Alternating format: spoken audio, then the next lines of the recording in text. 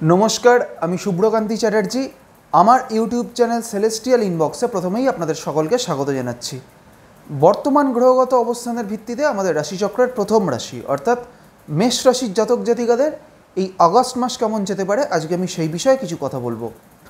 प्रथमेई जेटा बोलबो जे एई अगस्ट मासे आमादेर राशिचक्रे मेष राशिर सापेक्षे कोन कोन ग्रह कोथाय कोथाय अवस्थान करबे।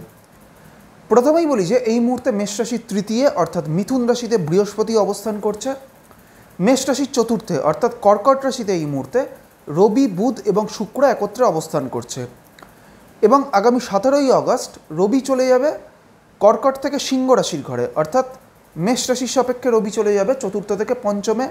ঠিক একইভাবে আগামী 21শে আগস্ট শুক্র চলে যাবে কর্কট থেকে সিংহ রাশির ঘরে অর্থাৎ চতুর্থ থেকে পঞ্চমে। मेष राशिर এই पंचमी अर्थात सिंह राशिते এই মুহূর্তে केतु अवस्थान करছে এবং आगामी 21 तारिखेर पर থেকে अर्थात 21শে আগস্টের पर থেকে रवि शुक्र এবং केतु किन्तु एकत्रे सिंह राशिते अर्थात मेष राशिर पंचमे अवस्थान करবে। मेष राशिर षष्ठे अर्थात कन्या राशिते থাকছে मंगल। मेष राशिर एकादशे अर्थात कुम्भ राशिते এই মুহূর্তে राहु अवस्थान करছে এবং मेष राशिर द्वादशे अर्थात मीन राशिते এই মুহূর্তে शनि अवस्थान करছে। प्रथमेई बोली এই আগস্ট মাসে মেষ রাশির জাতক জাতিকাদের ক্ষেত্রে কিন্তু স্বাস্থ্যগত দিক থেকে একাধিক সমস্যা আসার কিন্তু একটা সম্ভাবনা থাকবে, বিশেষ করে যেহেতু এই মুহূর্তে মঙ্গল ষষ্ঠভাবে অবস্থান করছে সেই কারণে মেষ রাশির জাতক জাতিকাদের ক্ষেত্রে কিন্তু ব্লাড রিলেটেড কোনো সমস্যা বা রক্ত সংক্রান্ত কোনো ধরনের সমস্যায় ভোগার একটা প্রবণতা দেখা যাবে। যাদের হাই ব্লাড প্রেশার রয়েছে মেষ রাশির জাতক জাতিকাদের তাদের ক্ষেত্রে কিন্তু এই সময়টা কিছুটা সতর্কতা অবলম্বন করতে হবে। এর পাশাপাশি মেষ রাশির জাতক জাতিকাদের ক্ষেত্রে কিন্তু ডাইজেস্টিভ কোনো ধরনের প্রবলেম বা হজম সংক্রান্ত কোনো সমস্যায় ভোগারও কিন্তু একটা প্রবণতা এই সময় দেখা যাবে। বেশ কিছু ক্ষেত্রে মেষ রাশির জাতক জাতিকাদের ক্ষেত্রে কিন্তু একটা মানসিক দুশ্চিন্তা বা মানসিক চাপ বা মানসিক একটা টানাপোড়েন কিন্তু এই সময়টা এই আগস্ট মাসে কিন্তু মেষ রাশির জাতক জাতিকাদের ক্ষেত্রে দেখা যাবে। বিভিন্ন কাজে ডিলে হওয়ার কিন্তু একটা প্রবণতাও কিন্তু এই সময় মেষ রাশির জাতক জাতিকাদের জীবনে দেখা যাবে। মেষ রাশির জাতক জাতিকাদের অর্থনৈতিক দিক থেকে আগামী 21শে আগস্টের পরবর্তী সময়টা থেকে কিন্তু একটা আর্থিক উন্নতির সম্ভাবনা থাকবে এবং কর্মজীবনের দিক থেকেও মেষ রাশির জাতক জাতিকাদের ক্ষেত্রে এই আগস্ট মাসে একটা স্টেবিলিটি বজায় থাকবে। তবে মেষ রাশির জাতক জাতিকাদের পারিবারিক দিক থেকে বা পরিবারে বা গৃহের ক্ষেত্রে কিন্তু কিছু সমস্যা আসার এই সময় একটা সম্ভাবনা থাকবে। পরিবারে কোনো ধরনের কোনো ব্যক্তির কোনো ধরনের শারীরিক অসুস্থতার কিন্তু একটা সম্ভাবনা এই আগস্ট মাসে থাকবে। মেষ রাশির যারা শিক্ষার্থী তাদের ক্ষেত্রেও এই আগস্ট মাসটা কিন্তু খুব একটা অনুকূল সময় নয়। এফর্ট অনুযায়ী কিন্তু তারা খুব একটা আশানুরূপ ফল এই সময় তারা কিন্তু পাবেন না।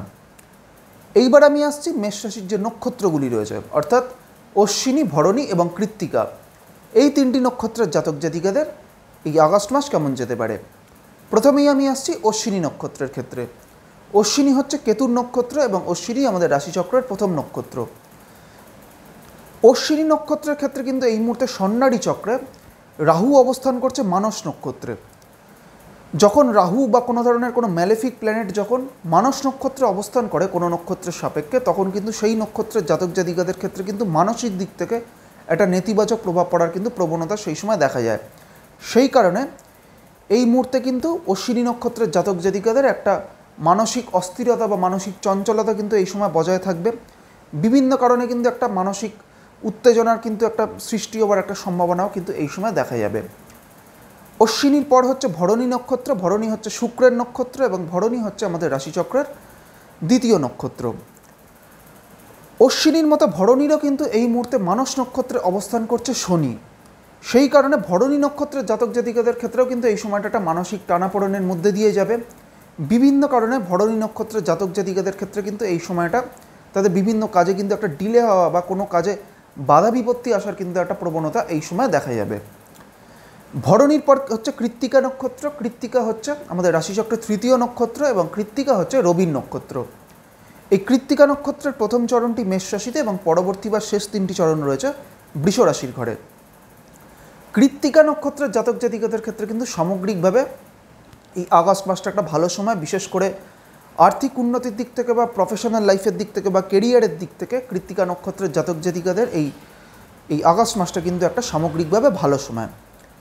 আজকে আমি আমাদের রাশিচক্রের প্রথম রাশি অর্থাৎ মেষ রাশির জাতক জাতিকাদের এই আগস্ট মাস কেমন যেতে পারে সেই বিষয়ে আলোচনা করলাম এবং এর পাশাপাশি মেষ রাশির যে নক্ষত্রগুলি রয়েছে অর্থাৎ অশ্বিনী ভরণী এবং কৃত্তিকা এই 3টি নক্ষত্রের জাতক জাতিকাদেরও এই আগস্ট মাস কেমন যেতে পারে সেই বিষয়ে আপনাদের একটা সংক্ষিপ্ত ধারণা দেওয়ার চেষ্টা করলাম। পরবর্তী ভিডিওগুলির মাধ্যমে আমাদের পরবর্তী যে রাশিগুলি রয়েছে সেই রাশিগুলির জাতক জাতিকাদের এই আগস্ট মাস কেমন যেতে পারে সেই বিষয়ে আলোচনা করব। সবশেষে এটাই বলবো, আপনারা সকলে খুব ভালো থাকুন এবং সুস্থ থাকুন, এটাই প্রার্থনা করি। নমস্কার।